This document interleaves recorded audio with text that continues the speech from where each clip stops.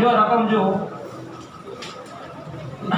एक वाहन 36 किलोमीटर पर अवरनी झड़पथी चाले छे बराबर। ड्राइवर रस्ता वच्चे बाळकने उभेलो जुए छे अने बाळकने बचाववा माटे तेनुं वाहन 4 सेकंडमां स्थिर थवुं तेने जरूरी लागे छे। तो वाहन पर वेग घटाडતું સરેરાશ કેટલું બળ લાગે બરાબર। એટલે બ્રેકિંગ ફોર્સ શોધવાનો। વાહને બ્રેક મારી અહીં ધ્યાન આપો છો, બ્રેક મારી ત્યારે એનો વેગ છે એ છે 36 કિલોમીટર પર અવર। બ્રેક માર્યા બાદ વાહન 4 સેકન્ડમાં ઊભું રહી જાય છે, એટલે સમયગાળો 4 સેકન્ડ છે। ઊભું રહી જાય છે એનો અર્થ અંતિમ વેગ એનો શૂન્ય થાય છે। સમયગાળો આપેલો છે t બરાબર 4 સેકન્ડ બરાબર। અને વાહન અને ડ્રાઈવરનું દળ એટલે બેયના દળ અલગ અલગ આપ્યા છે। વાહનનું દળ 400 કિલોગ્રામ અને ડ્રાઈવર છે એનું દળ 65 કિલોગ્રામ, એટલે કુલ દળ બેયનો સરવાળો લેવું પડશે। 465 કિલોગ્રામ કુલ દળ થાય બરાબર। તો આ દળ છે, પ્રારંભિક વેગ છે, અંતિમ વેગ છે અને ગતિને અવરોધતું બળ શોધવાનું છે। તો બળ શોધવા માટે પ્રવેગ શોધવો પડે છે ને, એટલે v બરાબર v0 પ્લસ at મૂકી પહેલા a શોધી નાખો અને પછી f બરાબર ma પરથી f ગણી નાખો। તો બીજી વાત બંધ રાખજો,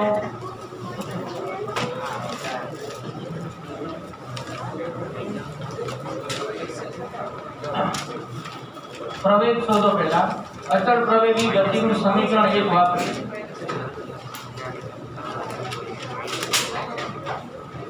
એના માટે બીજી બધી જ વાતો આજુબાજુ બંધ રાખવી પડે બરાબર, કંઈક તો આપણે ગણી શકીએ।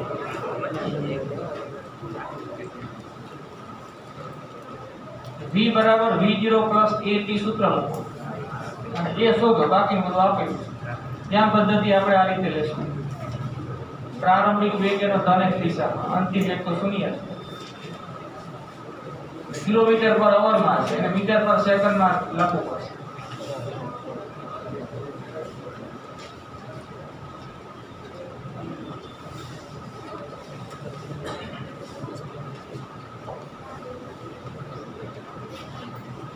અચળ પ્રવેગી ગતિનું સમીકરણ મૂકો ને એમાં આપણને દિશા સહિત મળે, પ્લસ કે માઈનસ મળે, દિશા સૂત્ર મળે અને મૂલ્ય મળે।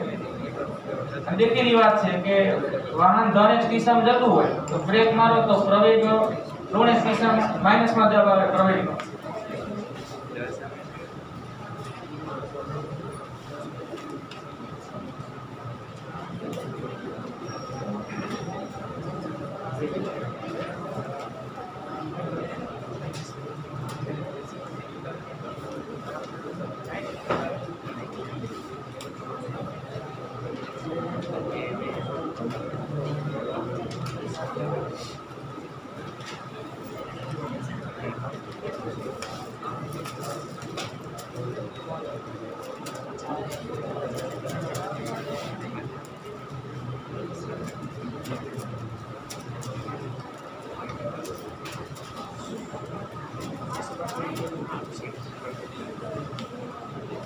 छत्तीस किलोमीटर पर अवर એટલે 10 મીટર પર સેકન્ડ થાય।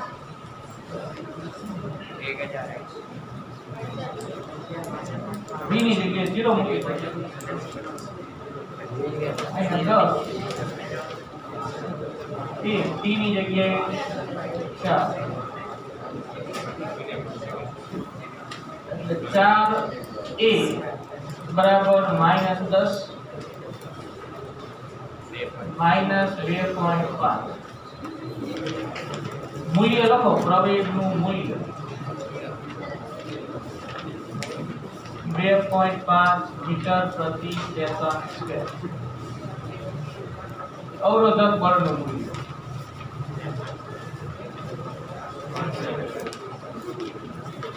F બરાબર m દળ આપ્યું છે એનું મૂલ્ય મૂકવાનું। દળ એનું 465 કિલોગ્રામ બરાબર। કુલ દળ લેવાનું વાહન પ્લસ ડ્રાઈવર અને ગુણ્યા બસ। હવે એ બધું ઓછું રાખો સમજ્યા। 465 ગુણ્યા 2.5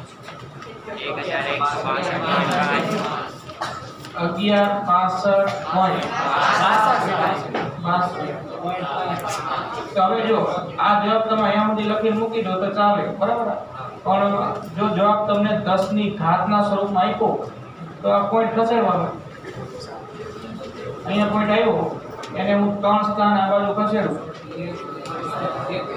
એટલે 1 પોઈન્ટ આ રીતે ગુણ્યા 10 ની 3 ઘાત। હવે આને જે રાઉન્ડ ઓફ કરીને લખવું પડે। જો આ 6 પછીના આંકડાઓ કાઢ નાખવા 6 થી પછીના બધા તો આ 6 5 કરતા મોટો છે તો આ 1 ની જગ્યાએ 2 1.2 ગુણ્યા 10 ની 3 ઘાત ન્યૂટન બરાબર। આ જવાબ ચાલે એ તો આ રાઉન્ડ ઓફ કરીને લખવું આપણે। ચાલે એવું કઈ ફરજિયાત નથી કે આને આવા સ્વરૂપમાં લખવું બરાબર। પોઈન્ટ ખસેડો 3 સ્થાન આમ આ બાજુ ડાબી બાજુ એટલે ગુણ્યા 10 ની 3 ઘાત થાય। ડાબી બાજુ પોઈન્ટ ખસે એટલે ગુણાકારમાં 10 ની એટલી ધન ઘાત આવે। જમણી બાજુ ખસે તો ગુણાકારમાં 10 ની એટલી ઋણ ઘાત આવે બરાબર। અને રાઉન્ડ ઓફ કરી નાખો અહીંયા જો આ 6 થી પછીના આંકડાઓ કાઢી નાખ્યા તો આ 1 ના 2 થઈ ગયા।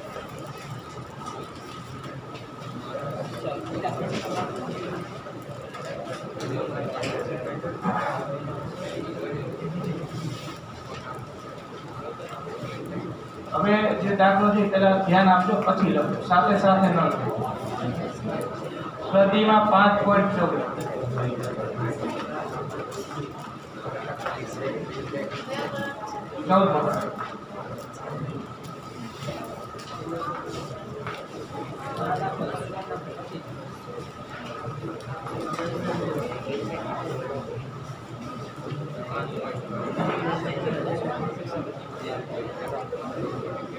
અંદર આલેખ આપ્યો છે કે આલેખ દોરો પહેલા।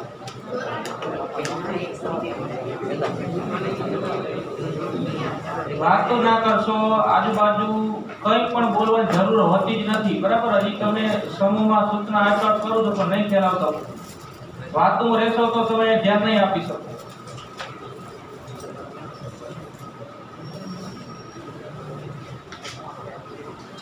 આલેખ રકમમાં આપેલો છે અને એના પરથી આપણે અહીંયા કેટલા જવાબ મેળવવાના છે।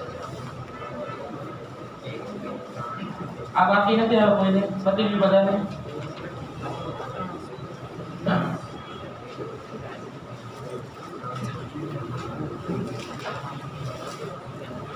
જો x વિરુદ્ધ t નો આલેખ બરાબર। x વિરુદ્ધ t નો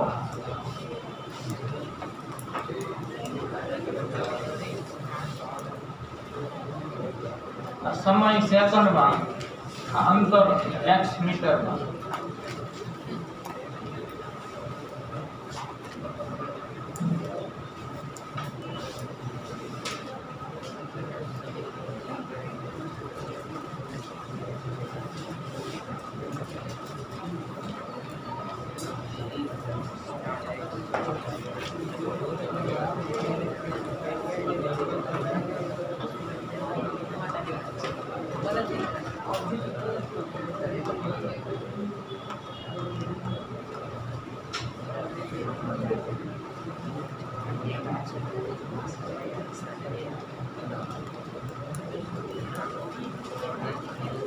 જો પ્રશ્ન હું છે ધ્યાન આપો પછી લખવાનું રાખજો। પહેલો પ્રશ્ન છે કે t less than 0 બરાબર। t less than 0 t greater than 4 second 0 less than T less than 4 second. આવા ત્રણ જુદા જુદા શરતો આપી. ત્રણે ત્રણ માટે કણ પર લાગતું બળ શોધો, આવો પ્રશ્ન છે. બરાબર, એટલે એ ત્રણેય જવાબ મેળવવાના છે. એમાં ત્રણ જવાબ મેળવવાના. હવે વાત શું છે, જો ધ્યાન આપો. તમે આવો આલેખ ભણી ગયા ત્રીજા ચેપ્ટરમાં. xt ના આલેખ, vt ના આલેખ, એનું અર્થઘટન તમે કરી ગયા. એ પહેલા થોડું યાદ કરી લઈએ.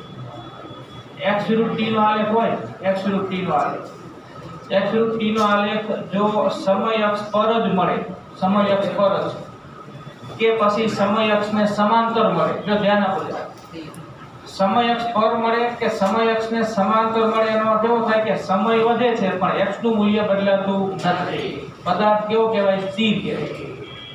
અને જો પદાર્થ સ્થિર હોય તો પદાર્થ પર લાગતું પરિણામી બળ પણ શું હોય? શૂન્ય હોય, ગતિના પહેલા નિયમ અનુસાર. બરાબર, x વિરુદ્ધ t નો આલેખ સુરેખ હોય પણ સમય અક્ષને સમાંતર ન હોય, એટલે કે એને કંઈક ઢાળ હોય. આને કંઈક ઢાળ છે, આપણે આમ દોરો કે આમ દોરો, એનો ઢાળ શૂન્ય છે. x વિરુદ્ધ t ના આલેખનો ઢાળ આપેલ સમયગાળામાં પદાર્થનો શું આપે? વેગ આપે. બરાબર, અને જો x વિરુદ્ધ t નો આલેખ સુરેખ હોય તો એવું સૂચવે કે પદાર્થ અચળ વેગી ગતિ કરે છે, નિયમિત ગતિ. આવું બધું તમે ભણી ગયા છો ને, તો બસ એ હકીકત આપણે અહીંયા લાગુ પાડવાની. ગતિનો પહેલો નિયમ લાગુ પાડવાનો અને ત્યારબાદ બીજા પ્રશ્નમાં બળનો આઘાત શોધવાનો છે. તો હવે પહેલા અહીંથી શરૂ કરીએ. જો t લેસ ધેન 0 આકૃતિમાં જો t લેસ ધેન 0 માટે પદાર્થ પર લાગતું બળ કેટલું, આવો પ્રશ્ન છે.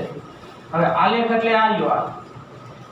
બરાબર, હવે t લેસ ધેન 0 એટલે 0 ની આ બાજુ જે આલેખનો ભાગ છે એ જુઓ. એવું હોય તો આપણે કંઈક નામ આપી દઈએ. જો અહીંથી નામ આપી દો, આ a o, અને નામ ન આપો તો એ કરવું જરૂર નહીં. જો આટલો ભાગ જુઓ ને, આ ભાગ છે, આ ભાગ, ઈ ભાગ આ શરતમાં થયો કહેવાય. t લેસ ધેન 0 આ સમય અક્ષ છે.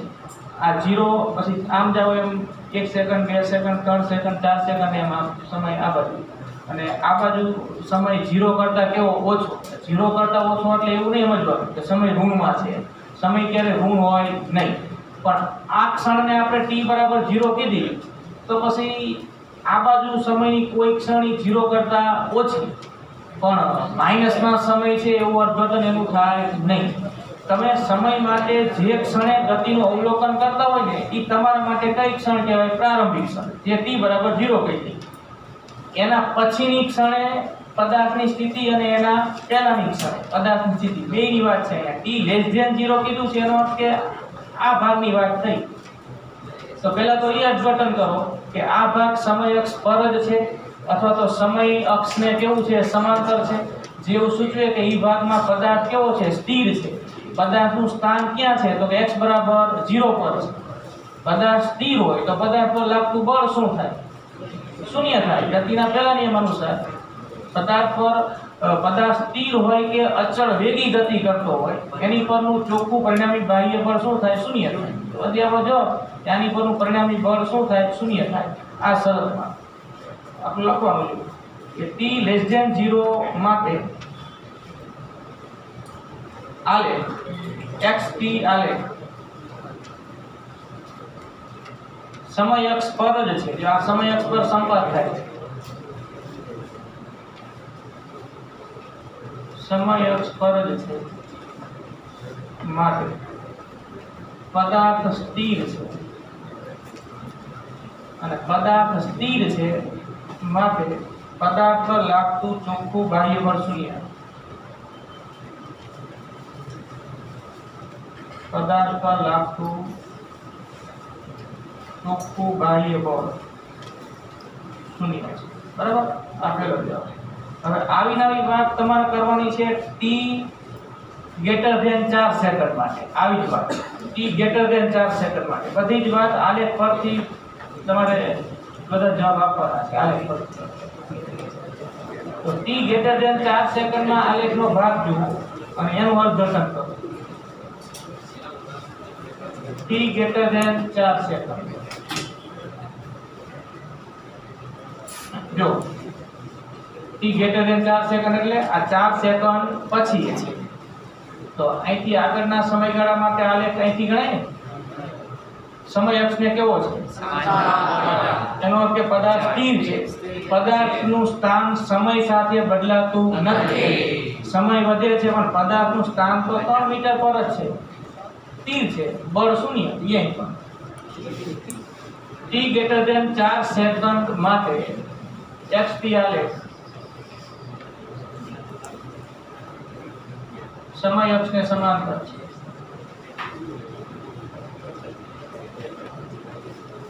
માટે પદાર્થ સ્થિર છે. માટે પદાર્થ પર લાગતું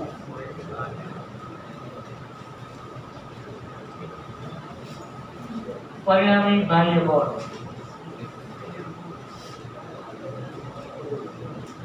શૂન્ય છે. બરાબર. આ એનો ચલો હવે આવી નવી વાત છે 0 less than t less than 4 second. આનો અર્થ શું થાય છે? આ ક્યાં ગાળાની વાત થાય? તો કે 0 થી 4 ની વચ્ચે થઈની વાત. સમય 0 કરતા વધારે 4 કરતા ઓછો, એટલે આ ગાળાના સમય આ ગાળાની વાત થઈ 0 થી 4. તો 0 થી 4 ની વચ્ચે આલેખ આ છે. સમય અક્ષને સમાંતર નથી. આલેખ સમય અક્ષ સાથે કઈ ખૂણો બનાવે છે. આલેખનો કઈ ઢાળ છે, અને ઢાળ છે એનો અર્થ કે પદાર્થ સ્થિર નથી. એ ઢાળ જે આવે એ પદાર્થનો વેગ સૂચવે. અને સુરેખ આલેખ છે એનો અર્થ કે ગતિ નિયમિત છે કે અચળ વેગી છે. તો એ પદાર્થ પર લાગતું બળ તો શું થાય? શૂન્ય. ત્રણેયમાં જવાબ હરખો જ આવશે. લખી લો. અહીંયા કારણ આવું લખવાનું કે xt આલેખ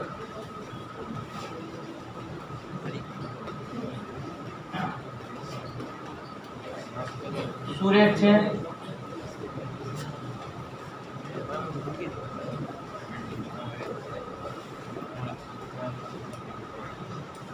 આલેખ ઢાળ ધરાવે છે.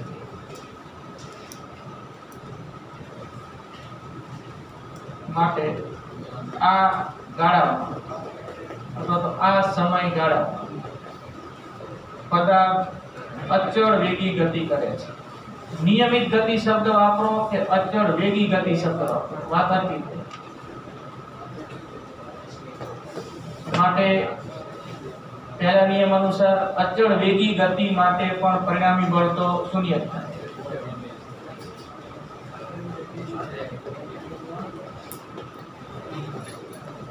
પદાર્થ પર લાગતું પરિણામી બાહ્ય બળ.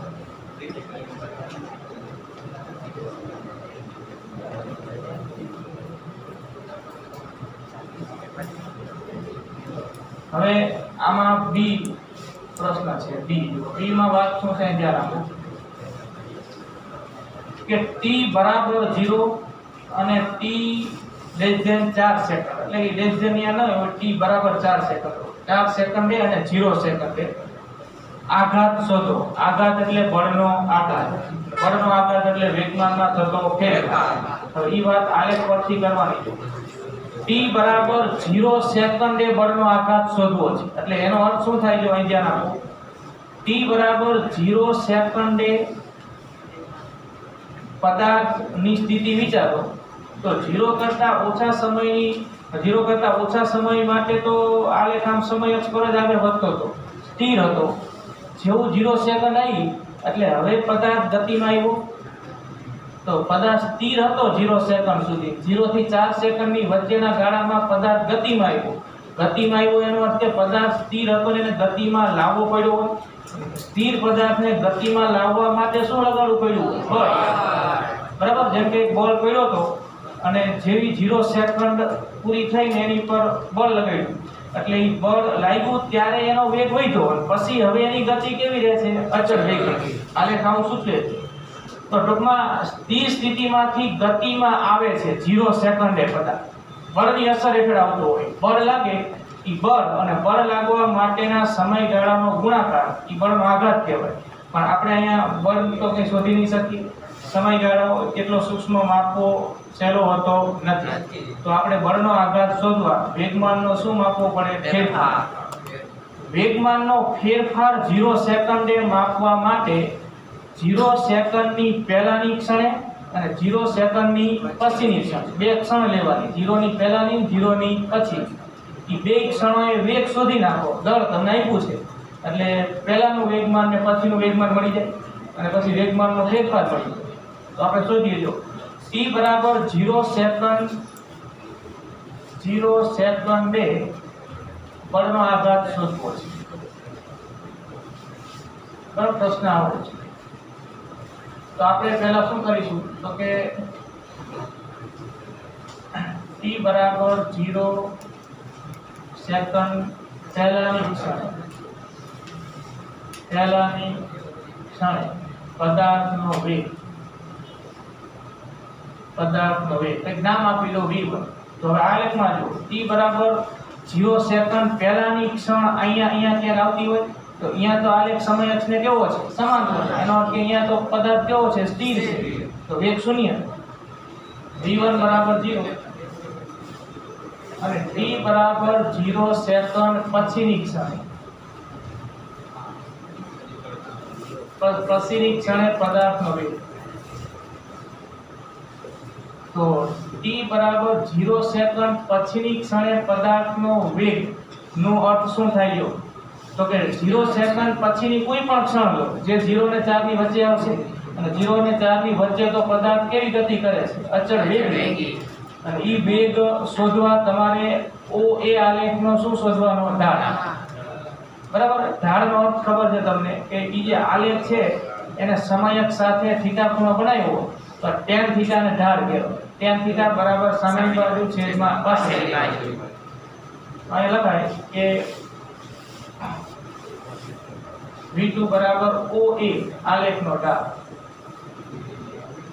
O એટલે આપણે અહીંયા બરાબર આ 0 સેકન્ડ અને બીજું આને આપણે O કહીએ, બિંદુ O સંદર્ભ બિંદુ બે OA આલેખનો ઢાળ બરાબર tan થીટા. થીટા એટલે આલેખે સમયક સાથે બનાવેલો ખૂણો. આ tan થીટા ને ઢાળ કહેવાય. સામેની બાજુ 3 અને પાછળની બાજુ 4. 3/4. આ 3 થાય સામેની બાજુ, આ 3 અને આ 4.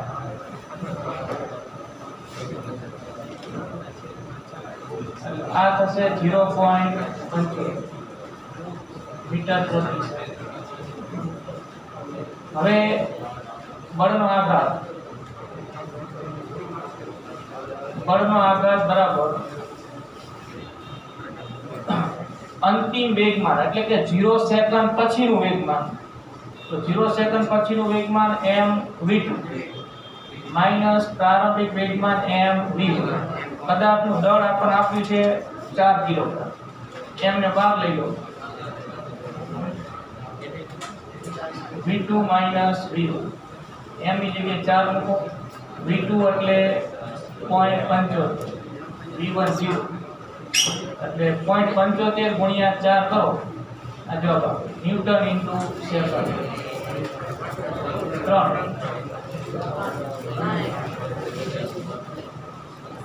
હવે t બરાબર 4 સેકન્ડે બળનો આઘાત શોધો. આવી જ રીતે જો t બરાબર 4 સેકન્ડે બળનો આઘાત. 4 સેકન્ડે બળનો આઘાત શોધો એટલે શું કહેવા માંગે છે? જો તો કે 0 થી 4 સેકન્ડ સુધી પદાર્થ અચળ વેગી ગતિ કરે છે.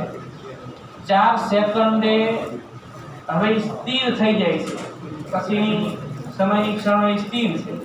તો 0 સેકન્ડે પદાર્થ પર ગતિની દિશામાં બળ લાગી એને ગતિમાં લાવ્યા હતા. 4 સેકન્ડ સુધી એને અચળ વેગી ગતિ કરી અને 4 સેકન્ડે એની પર બળ ગતિની કઈ બાજુ લાગ્યો છે? વિરુદ્ધ દિશામાં. એટલે એ કેવો થઈ ગયો? સ્થિર થઈ ગયો. એટલે આલેખ આવો આવે છે. બરાબર, તો અહીંયા જે બળ લાગ્યું હોય ને, અહીંયા 4 સેકન્ડે જે બળ લાગ્યું હોય ને એ પદાર્થ જે બાજુ ગતિ કરતો એની કઈ બાજુ લાગ્યો છે? વિરુદ્ધ દિશામાં.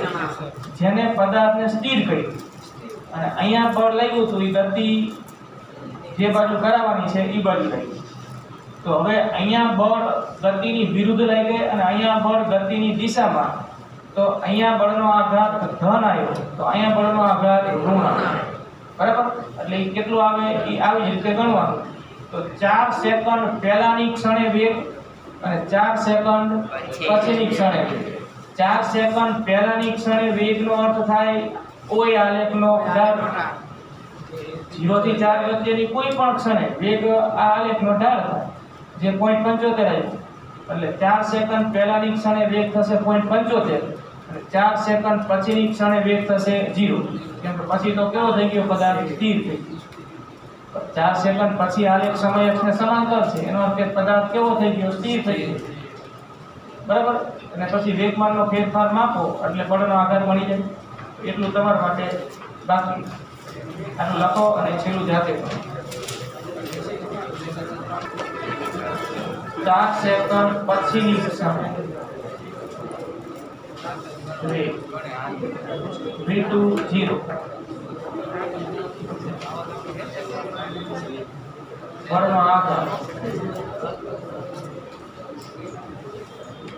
બરાબર. 4 સેકન્ડ પછીની ક્ષણનું વેગમાન mv2 dash minus mv1 dash. અંતિમ માઇનસ પ્રારંભિક કરવાનું ને. mv2 ડેશ અહીંયા v2 dash mv2 dash minus mv1 dash. m બાદ લઈ લો v2 dash minus v1 dash m4 v2 dash 0 અહીંયા 0 માઈનસ 0.75 આવે. માઈનસ માં જવાબ થાય માઈનસ 3 ન્યૂટન ઇન્ટુ સેકન્ડ.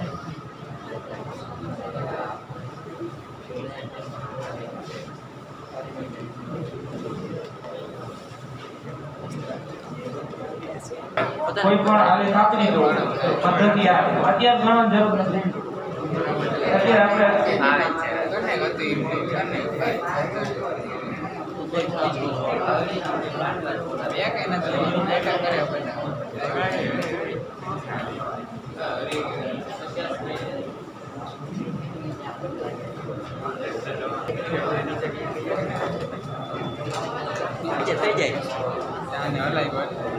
પદાર્થનું દળ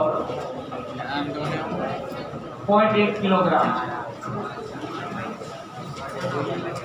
તો નીચેના દરેક કિસ્સામાં બળનું મૂલ્ય અને દિશા શોધો.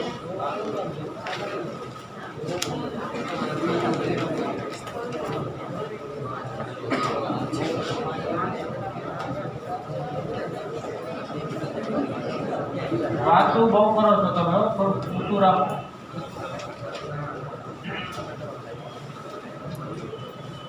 નીચેના દરેક કિસ્સામાં બળનું મૂલ્ય અને દિશા શોધો. પહેલો કિસ્સો છે, જુઓ પહેલો કિસ્સો. વાતમાં કઈ નથી આમાં લાંબુ. બરાબર. સ્થિર રહેલી ટ્રેનની બારીમાંથી પથ્થરને પડવા દીધા પછી તરત, એટલે 0.1 કિલોગ્રામનો પથ્થર છે એને સ્થિર રહેલી ટ્રેનની બારીમાંથી પડવા દીધા પછી તરત, એટલે એને મુક્ત કરવાનું છે, મુક્ત પતન. તો બળ કેટલું મોટે જો મુક્ત પતન કરતા પદાર્થ પર બળ કયું લાગે? આપણે દાખલો ગણી ગયા છે ગુરુત્વાકર્ષણ બળ F બરાબર m g10 લઈ લો, લખી નાખો. લખો.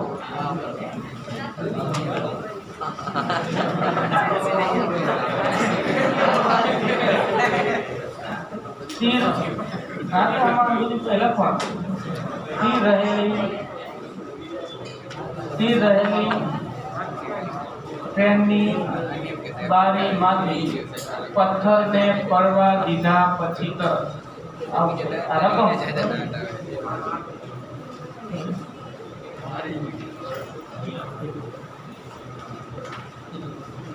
તમે ન લખો કે જરૂર નહીં, જવાબ લખો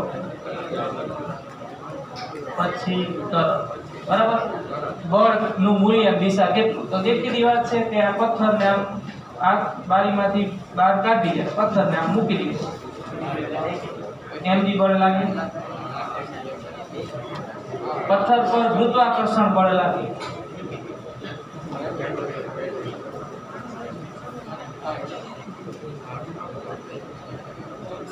પથ્થર પર ગુરુત્વાકર્ષણ બળ લાગે F બરાબર mg। હવે જો એક વાત અહીં ધ્યાન આપો, તમે આ ગુરુત્વાકર્ષણ ચેપ્ટર ચાલુ થઈ ગયું ને, એમાં ગુરુત્વ પ્રવેગ g નું સૂત્ર શું બનાવ્યું તમે?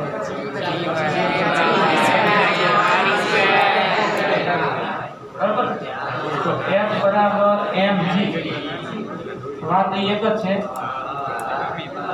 m ન્યૂટનનો ગુરુત્વાકર્ષણનો સાર્વત્રિક નિયમ જ છે। આ mg લખો ને, બીજું કંઈ નથી। g ની જગ્યાએ gm છેદમાં r સ્ક્વેર એ થઈ ગયું। જો g ગુરુત્વાકર્ષણનો સાર્વત્રિક અચળાંક, એ પથ્થરનું દળ, પૃથ્વીનું દળ અને બે વચ્ચેનું અંતર, સપાટી પર પદાર્થ પડ્યો હોય અંતર એટલે પૃથ્વીની ત્રિજ્યા।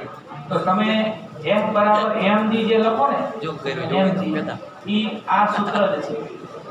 પૃથ્વીની સપાટી પર પડેલા m દળના પદાર્થ પર લાગતું પૃથ્વીનું ગુરુત્વાકર્ષણ બળ। સમજાય વાત? આપણે g આજો gm છેદમાં r સ્ક્વેર, આને ગુરુત્વ પ્રવેગ કહેવાય। એટલે આ આખાઈનું મૂલ્ય આપણે ડાયરેક્ટ લઈ લેવું 10। હવે વાતો કર્યા વગર આટલું લખો, f બરાબર mg, m 0.1 g 10 લઈ લો। ગણતરીની સરળતા ખાતર g બરાબર 10 લેતા 1 ન્યૂટન આવે। દિશા કઈ તો અધો દિશામાં, શિરોલંબ અધો દિશા એમ લખાય।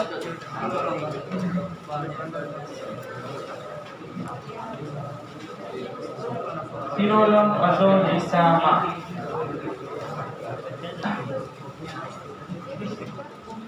આવા ચારેક કિસ્સા આપ્યા છે। આ પહેલા કિસ્સાની વાત થઈ, બીજામાં રકમમાં જો એક લઈ લો હજી।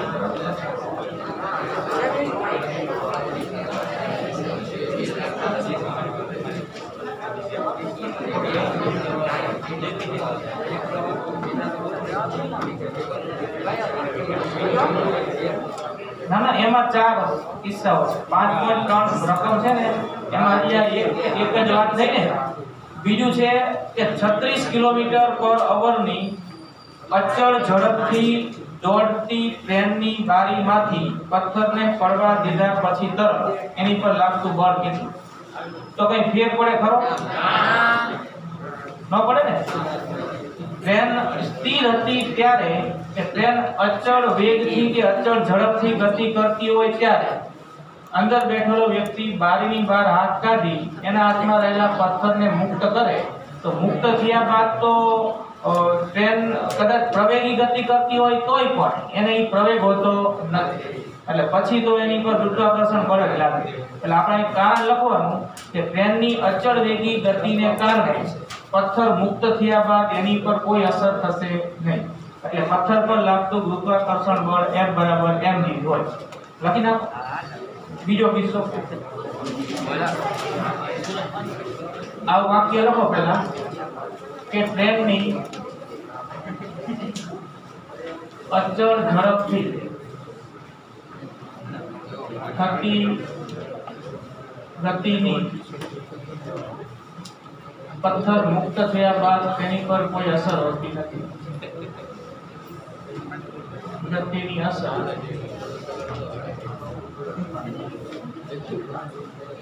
મુક્ત થયેલા પથ્થર પર હોતી નથી। બરાબર, તમારા શબ્દમાં લખી શકો। ટૂંકમાં કઈ ફેર પડે નહીં, એનું મુક્ત પતન જ થાય। અહીં મુક્ત પતન થી અહીં થાય, અને પથ્થર પર માત્ર ગુરુત્વાકર્ષણ બળ જ લાગે। પથ્થર પર માત્ર ગુરુત્વાકર્ષણ બળ જ લાગે। બરાબર, એટલે આપણે આ જવાબ આવશે F બરાબર mg 0.8 g 10 1 મીટર। દિશા શિરોલંબ અધો દિશામાં,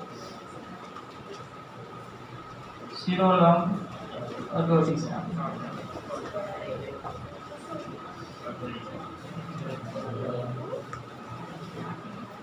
હજી આ બીજા બે કિસ્સા છે, એ વિચારજો। ત્રીજામાં એ થાય ને, જો ત્રીજામાં ભલે પ્રવેગી ગતિ કરે તો આપણે એ મુદ્દો જોઈ ગયા છીએ જ ને કે ટ્રેન ભલે પ્રવેગી ગતિ કરતી હોય પણ પથ્થર જેવો હાથમાંથી મુક્ત થાય ને તો હવે એને ટ્રેનનો પ્રવેગ હોતો નથી, પછી મુક્ત પતન જ થાય. ત્રીજામાં જવાબ આ જાય. હા લખી નાખ. કારણ આપી દેવાનું કે પથ્થર મુક્ત થયા બાદ પથ્થર પર ટ્રેનના પ્રવેગની કોઈ અસર હોતી નથી.